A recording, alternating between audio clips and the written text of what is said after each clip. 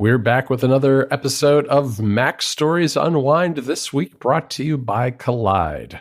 I'm John Voorhees, and with me is Federico Vitici. Hey, Tici. Hello, John. How are you? I'm doing this super well today. It's Friday as we record this, and I listened to Connected earlier this week, and I'm not going to spill all the beans on Connected Pro because, you know, people should subscribe to that show if they want the Pro segment. But you raised some very interesting things during that Pro segment about capturing information, capturing notes, capturing tasks, capturing things. And it's an ongoing problem. It's, you know, it is. It's a daily struggle for me too. And one of the things that you were mulling over was something that I guess you heard on Cortex, where CGP Grey mentioned that he has been using notes to capture information, correct, and then moving it later to either Obsidian or some other app, I guess. Yes. And I was thinking about that, and I had a very similar reaction to Mike on this, which is I don't think that's not for me. I mean, I'm sure it's fine for Gray, but I want to convince you that the solution for you capturing notes is not the Notes app. And it's certainly not Obsidian, because try as much as I have to come up with shortcuts that work consistently with Obsidian, they always fail sometimes. I don't know if you've had this experience, but it's very difficult because Obsidian is not super well plugged into iOS in particular. And especially when you're on your watch, if you want to dictate a note, you know, you and I have created these elaborate systems using Zapier and Dropbox and syncing using Mac servers to just get some plain text into a note. And it's a lot. That's a lot of overhead just to get some plain text into a note, right? And it doesn't always work particularly well. And so what I've been doing lately is I put a big plus button on my Apple Watch. And the big plus button is the Things Apple Watch app, because Things has an inbox. It's a place that you're already checking because you're dealing with your task manager. And so it has a place where you can drop those random notes, tasks, and other little things, links, whatever it happens to be. And then periodically throughout your day, because you're already going to be in there checking off what you're working on, you can either turn it into a task in Things, or because Things supports Markdown and plain text, you can just copy it and paste it quickly into Obsidian, or maybe just make a shortcut that, you know, because they have that get selected item. You could very easily take a selected task, fire off a shortcut, and send it directly somewhere into Obsidian, because at that point, you're either on your phone, your iPad, or your Mac, where you don't have the same constraints that you have when you're on the go using an Apple Watch, and it's a lot easier to get things into Obsidian. So I guess what you're saying is that I should start using the Things inbox as an alternative to my dashboard note.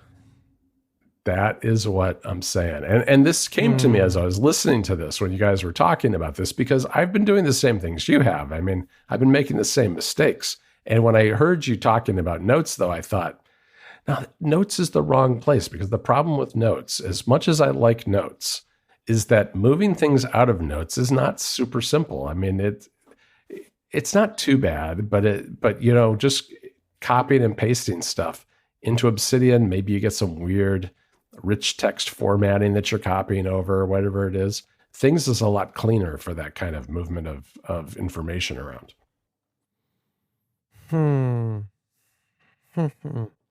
This is very interesting. I never thought about it this way. And I guess the reason is mentally, I always created this separation between, my dashboard note is like a scratch pad where I can keep links or, you know, bits of text.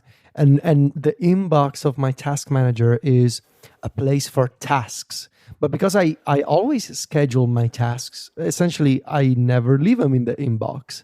What you're saying is, well, I know that you schedule your tasks and you put them in projects and areas, but you could use the inbox as an alternative and maybe a more structured alternative to a note where you can just drop links and whatever. Exactly, Hmm. because I think now, look, there's a risk here, which is you don't want to. I think with any task manager, you have to be careful not to drop too much into it to the point where it just becomes a confusing mess. But I know that you, at least personally, don't use the inbox a lot I anyway. don't. It's always empty. Right. So you have that as a place that's already available in an app that you already check and are using and has great shortcut support itself. And it's got the inbox there in the sidebar. And I mean, that's one of the things I wish things would let you do is hide some of those things you don't use. But it's there. So why not use what you've already got instead of adding yet another inbox to your setup where you have to go looking in notes to see if there's something that should be added to either Obsidian or someplace else. And you've been doing this yourself, right? You. Yeah, just for the last couple of days after I heard you guys talk about it, I thought, you know what? The better option is using what I've already got, because I think one of the problems, one of the things that I always struggle with is having too many inboxes, whether it's too many email inboxes, too many bookmark managers, too many task managers. There's all these places that you have to check for little bits of information. And so it does pay off to pick the best inbox that you're already using for anything new. And I think the reliability of things makes it particularly attractive for this sort of information, because all you're ever going to dump in there are short tidbits. Maybe it's a dictated note or a link or something like that.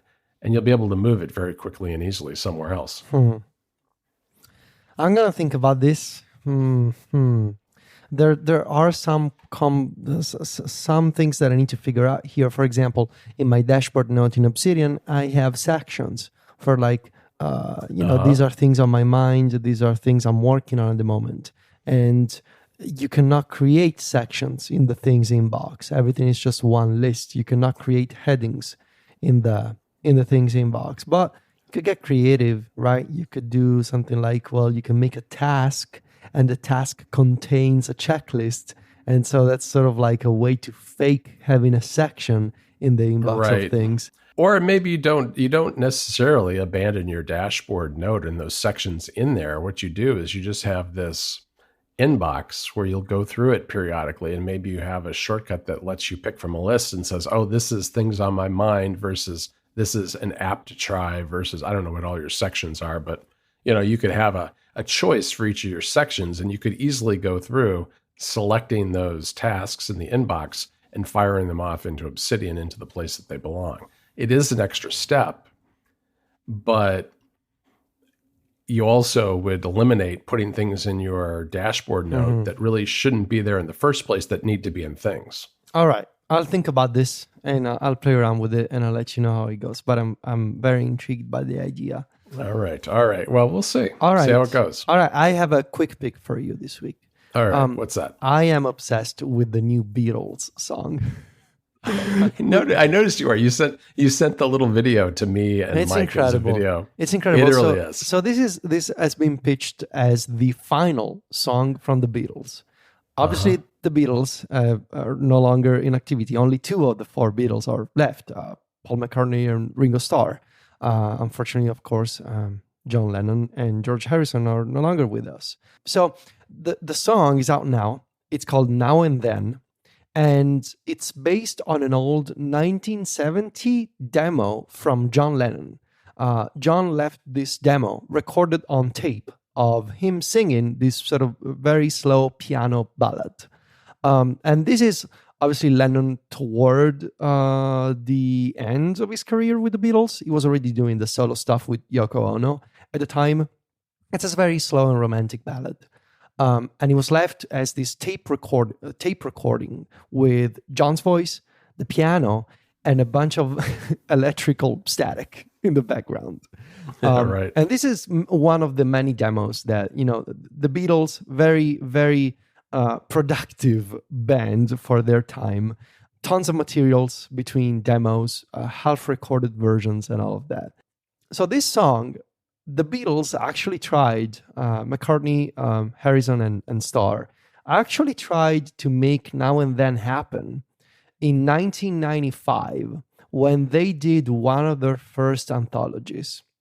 They came across this demo and It was a very good song, obviously, now and then. And they realized, well, let's try and make this happen and turn this, with John's original voice. We can replay the piano. We can take John's voice. We can have George do a guitar line and, maybe even a guitar solo. And Paul said I could play the bass and Ringo could do the drums, and we can turn this into a song. And they had, they had sessions, and George recorded his guitar parts. But then, of course, they stumbled upon a technical problem. The technology at the time just wasn't there to, first of all, isolate John's voice from the piano. The kind of tools that we have now were not available at the time. But most of all, the background noise, the electrical static in the track just couldn't be denoised enough. And so they put that project on the shelf. Now, a couple of years ago, fast forward to 2021, Peter Jackson was finalizing his excellent documentary, Get Back, that came out last year, I believe, on Disney+. The multi-hour documentary about the final album. It was a year or two ago. I think it might have been a pandemic thing. Yeah, maybe. It was maybe a pandemic thing. Anyway, Peter Jackson, in the making of this documentary, came up with this technology, also based on artificial intelligence, to take any kind of old track and separate and have a clean separation between voices, instruments, and denoise everything in the process. And that was used in the making of Get Back. Get Back, by the way, an incredible technical achievement in terms of taking old footage and up-resing it, using AI and a bunch of different techniques to make it look like you're actually in the room with the Beatles. It's incredible. If you haven't seen it, go see it. But anyway, McCartney had this idea of like, well, what if we take the technology that Peter put together and we used it to finally put together Now and Then as the final song we'll ever release, at least the two of us left of the Beatles, that we'll ever release as the Beatles. And the result is now on streaming services. There's a short 12-minute documentary on YouTube that you can go see about the making of the song. And the song itself is beautiful. It's entirely sung by John Lennon. They recreated the piano. They used George's guitar line from 20 years ago. Paul redid the bass track. Ringo redid the drums. And it sounds like a classic Beatles ballad. It kind of sounds like an Oasis song, because what they also did, they also got George Martin's son, Giles Martin, obviously George Martin, the historical producer of the Beatles, and Giles Martin has been in charge of the Get Back project and has been working on some of the remasters and anthologies of the Beatles. They got Giles Martin to record an orchestrated piece for the final part of the song at the same, I want to say, Capitol Records studios where some of the other Beatles records were played. So yeah, it's a beautiful song by John Lennon and the Beatles put together. This is the thing that gets me. It's like a time capsule. It's like a song that was put together over the course of 50 years, right?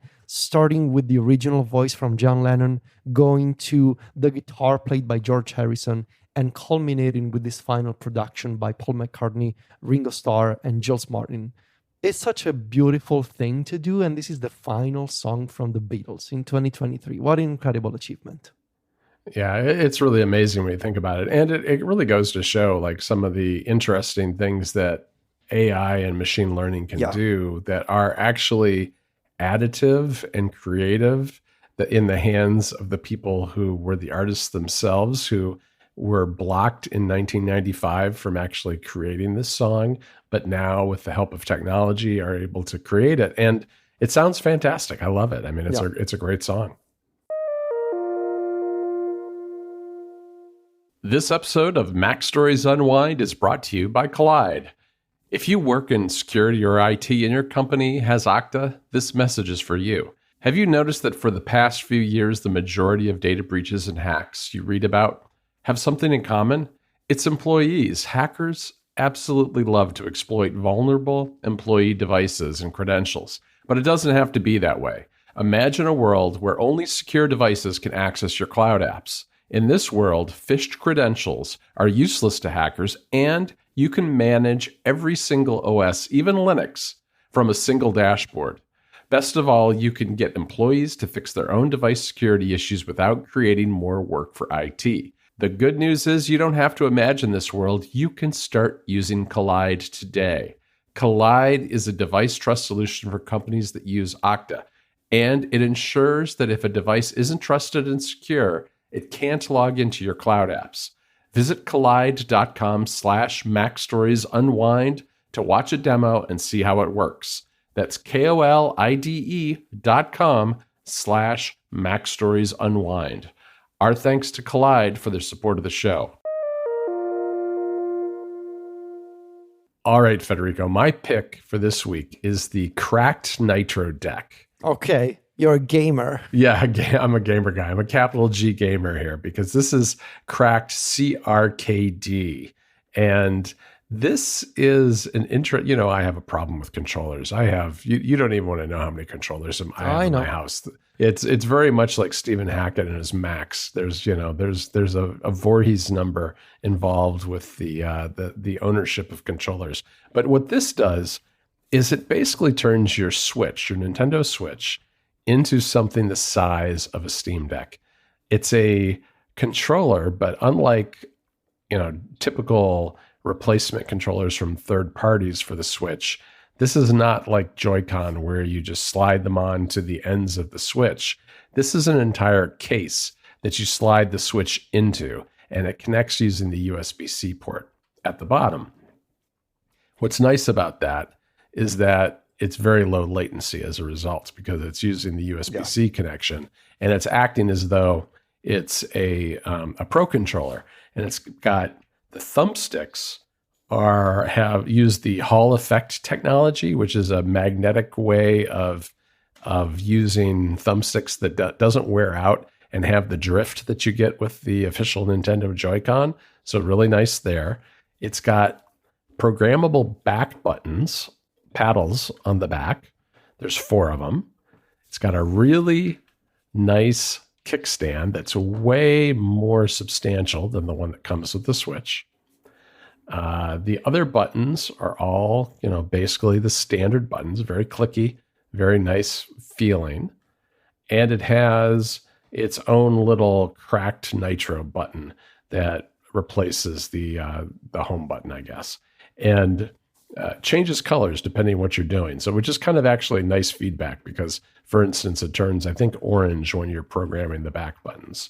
Now, this thing makes the Switch substantially heavier. It's very close to the same weight as a Steam Deck, very close to the same size as a Steam Deck.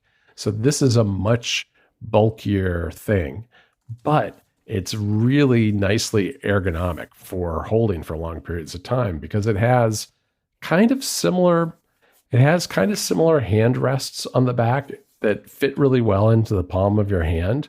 Not nearly as uncomfortable as holding a Switch with Joy-Con in your hand for a long period of time. I find that the Joy-Con tend to dig into my palms in a way that after a while really makes my hands uncomfortable and tired.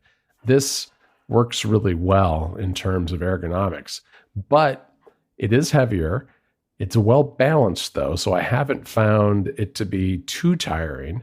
And that's been really nice to use. Now, I would say there are 2 major downsides here, besides the weight. I mean, I actually don't think that the weight is that big of a downside, as I explained. But the front button, the cracked button, it turns on randomly in the middle of the night. And the reason I know that is because I had this on my bedside table.